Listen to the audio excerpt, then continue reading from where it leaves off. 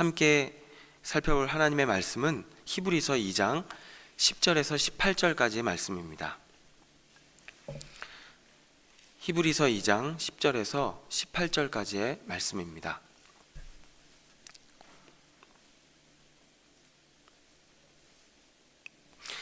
우리 합독하도록 하겠습니다. 시작. 그러므로 만물이 그를 위하고 또한 그로 말미암은 이가 아들들을 통하여 이끌어 영광에 들어가게 하시는 일에 그들의 구원의 창시자를 고난을 통하여 온전하게 하심이 합당하도다. 거룩하게 하시는 이와 거룩하게 함을 입은 자들이 다 한 근원에서 난지라.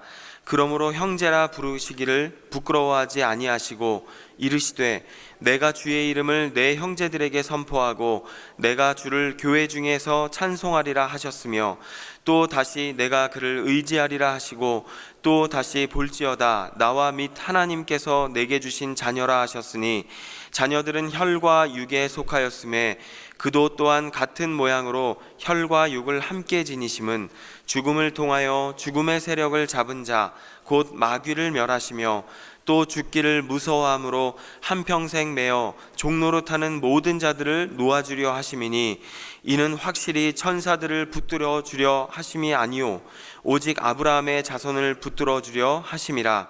그러므로 그가 범사의 형제들과 같이 되심이 마땅하도다. 이는 하나님의 일에 자비하고 신실한 대제사장이 되어 백성의 죄를 속량하려 하심이라. 그가 시험을 받아 고난을 당하셨은즉 시험 받는 자들을 능히 도우실 수 있느니라. 아멘. 히브리서는 이 땅을 살아가는 크리스천들에게 예수 그리스도가 결국 우리 믿음의 전부이며 우리 신앙생활에 있어서 가장 중요하고 가치 있는 분이라는 것을 강조하고 있는 그런 책입니다. 예수님이 승천하신 이후에 예수님이 다시 오지 않으시는 것으로 인해서 실망해서 믿음에서 떠나버리거나 아니면 세상 사람처럼 자기 편한 대로 그렇게 마음대로 살아가는 사람들에게 예수 그리스도가 이 땅에 오신 사건이 얼마나 중요한지, 그리고 그분이 오셔서 이 세상에서 하셨던 일들이 얼마나 가치 있는 일인지를 우리에게 설명하면서 예수님은 다시 오실 거라는 것을 생각하게 만드는, 그리고 예수를 믿어야 하는 것은 선택이 아닌 필수라는 것을 이야기하기 위해서 히브리서가 기록이 되었습니다. 오늘 본문의 핵심은 고난받기 위해서 예수님께서 이 땅에서 천사들보다 낮아지셨다 하는 것을 말씀하고 있습니다. 천사들보다 낮아지셨다는 것은 바로 인간이 되신 상태, 성육신의 상태를 말씀하고 있는 것입니다. 오늘 본문 2장 10절은 이렇게 말씀합니다. 그러므로 만물이 그를 위하고 또한 그로 말미암은 이가 많은 아들들을 이끌어 영광에 들어가게 하시는 일에 그들의 구원의 창시자를 고난을 통하여 온전하게 하심이 합당하도다. 인간으로 오신 예수님의 그 고난과 죽음은 많은 아들들을 영광으로 이끄시는 하나님의 방법이라고 성경은 말씀하고 있습니다. 고난을 통해서 온전하게 하셨다라고 하는 것은 하나님이 주신 사명을 예수님이 완벽하게 수행했다는 뜻입니다. 예수님이 더 온전해지실 필요가 없는 분이시죠. 완벽하게 하나님께서 주신 사명을 수행했다 하는 것을 이야기하고 있는 것입니다. 그러니까 하나님의 자녀들을 다시 찾아오기 위해서, 죄에 물들었던 그 자녀들을 다시 찾아오기 위해서 십자가를 통해서 보여주셨던 그 온전하신 순종의 모습을 말씀하고 있는 것입니다. 그렇다면 예수님의 성육신은 우리에게 어떠한 결과를 가져다 주었을까요? 바로 첫 번째로 두 가지를 오늘 본문은 이야기하고 있는데요. 첫 번째로 예수님과 형제가 되었다. 그리고 우리 서로가 주 안에서 형제 자매가 되었다는 것을 말씀하고 있습니다. 우리 11절부터 13절까지의 말씀을 우리 함께 읽겠습니다. 시작. 거룩하게 하시는 이와 거룩하게 함을 입은 자들이 다 한 근원에서 난지라. 그러므로 형제라 부르시기를 부끄러워하지 아니하시고 이르시되 내가 주의 이름을 내 형제들에게 선포하고 내가 주를 교회 중에서 찬송하리라 하셨으며 또다시 내가 그를 의지하리라 하시고 또다시 볼지어다 나와 및 하나님께서 내게 주신 자녀라 하셨으니. 아멘. 이 11절에 보니까 이 히브리서 저자가 거룩하게 하시느니 예수 그리스도, 그리고 거룩함을 입은 자들, 바로 성도를 말씀합니다. 예수 그리스도와 이 성도들이 결국 한 근원에서 나왔다라고 이야기하면서 그 이유가 있다면 성도들이 예수님의 피를 통해서 정결하게 되었기 때문이다 라고 말씀하고 있습니다. 12절에서는 시편 22편 22절을 인용하고 있습니다. 이 히브리서 저자는 구약 성경 중에서도 이 메시아를 예언하고 있는 시편 22편을 인용하고 있는 것을 보게 됩니다.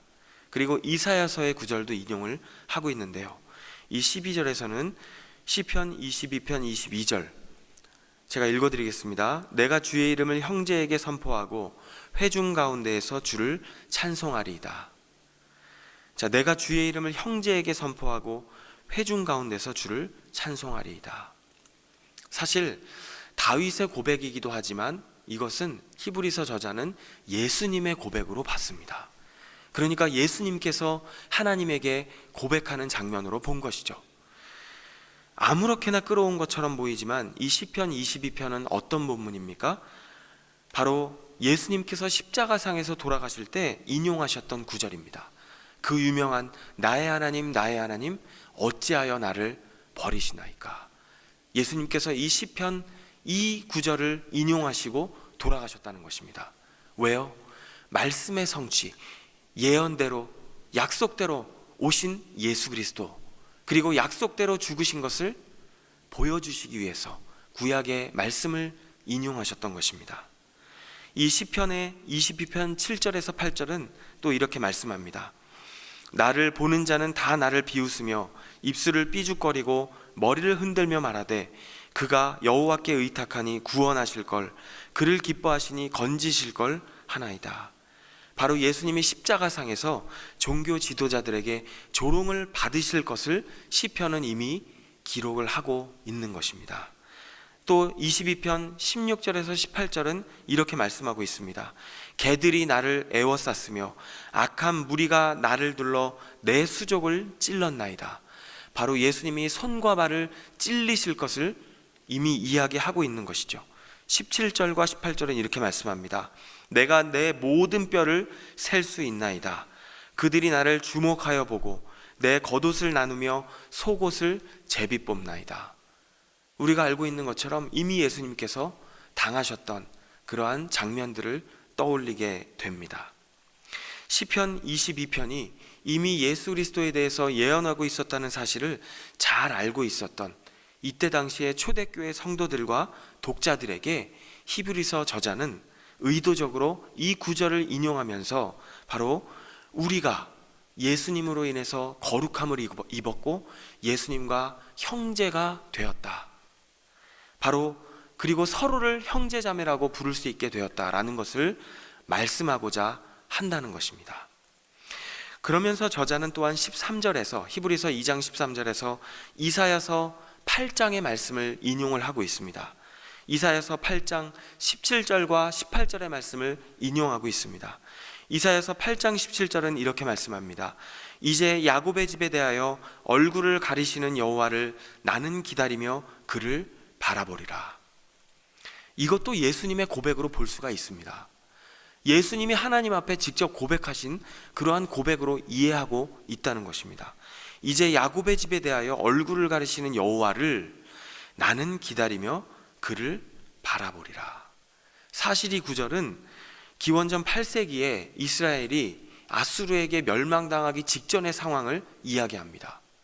아수르에게 멸망당하기 직전의 상황 속에서 그들은 그럼에도 불구하고 하나님을 기다렸던 사람들이죠.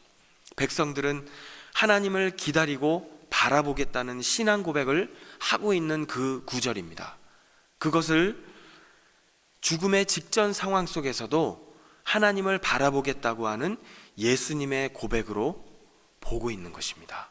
그렇게 이해하고 있는 것입니다. 실제로 예수님은 죽음 가운데 있으면서도 하나님을 끝까지 바라보셨던 것을 우리는 성경을 통해 알고 있습니다. 이 18절에 이사야서 8장 18절도 예수님의 고백으로 이해하며 읽을 수가 있습니다. 한번 들어보세요. 보라, 나와 및 여호와께서 내게 주신 자녀들이 이스라엘 중에 징표와 예표가 되었나니 이는 시온산에 계신 만군의 여호와께로 말미암은 것이니라.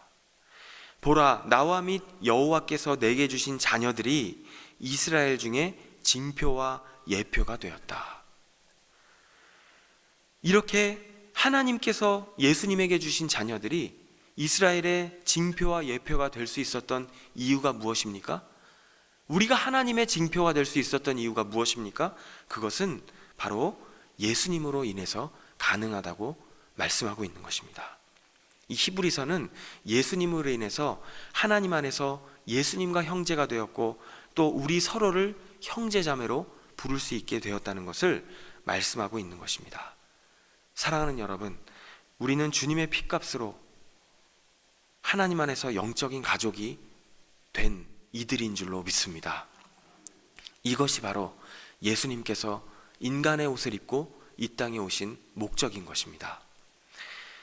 그렇다면 예수님이 성육신이 우리에게 어떠한 결과를 또한 가져다 주었습니까? 두 번째로 죽음의 권세를 이기기 위해서 예수님은 인간의 옷을 입고 이 땅에 오셨다는 것을 말씀합니다.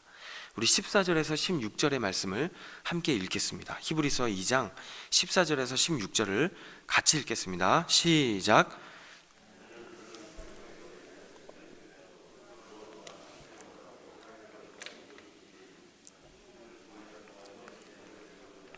곧 마귀를 멸하시며 또 죽기를 무서워함으로 한평생 매어 종노릇하는 모든 자들을 놓아주려 하심이니 이는 확실히 천사들을 붙들어 주려 하심이 아니요 오직 아브라함의 자손을 붙들어 주려 하심이라. 아멘. 바로 죽음의 권세를 이기기 위해 오셨다고 성경은 말씀합니다. 그렇다면 어떠한 방법으로 죽음의 권세를 이기셨습니까? 바로 죽음으로 이기셨다고 말씀하고 있습니다. 14절은 이렇게 말씀합니다. 자녀들은 혈과 육에 속하였음에 그도 또한 같은 모양으로 혈과 육을 함께 지니심은 인간의 모습을 이야기합니다. 죽음을 통하여 죽음의 세력을 잡은 자, 곧 마귀를 멸하시며. 그렇습니다. 예수님은 우리와 똑같은 모습으로 육신을 입고 이 땅에 오셨습니다. 로마서 6장 23절은 말씀합니다. 죄의 싹은 사망이요 하나님의 은사는 우리 주 예수 그리스도 안에 있는 영생이니라. 죄의 싹은 사망이요, 죄의 대가는 사망, 죽음이라고 말씀하고 있는 것입니다. 이처럼 죄는 죽음과 연결되어 있는 것입니다. 그런데 예수님께서는 죄가 없으신 분임에도 불구하고 죄인들과 똑같은 모습으로 이 땅에 오셔서 죽음과 연결되어 있는 죄, 영원한 죽음에서 벗어날 수 없게 만드는 그 죄를 대신 짊어지시고 죽으심을 통하여 죽음의 권세를 이기셨다는 것을 믿으실 수 있기를 축복합니다. 또한 15절 16절은 이렇게 말씀합니다. 또 죽기를 무서워함으로 한평생 매어 종노릇하는 모든 자들을 놓아주려 하심이니 이는 확실히 천사들을 붙들어 주려 하심이 아니요 오직 아브라함의 자손을 붙들어 주려 하심이라.